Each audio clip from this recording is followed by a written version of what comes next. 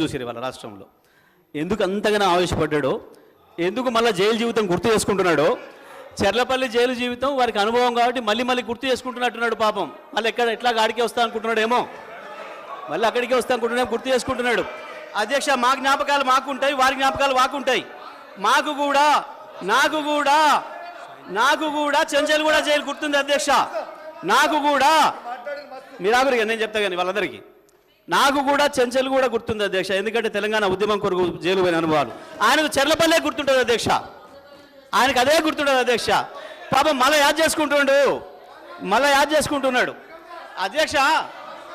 ఎంత క్రోషంగా మాట్లాడిండు, కూర్చోలేదు అధ్యక్ష వారు గొప్పలు చెప్తారు.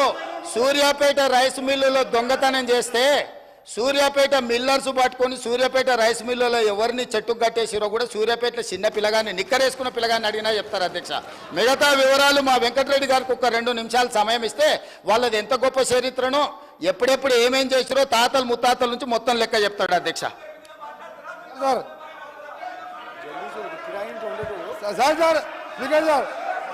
ఒకటి సార్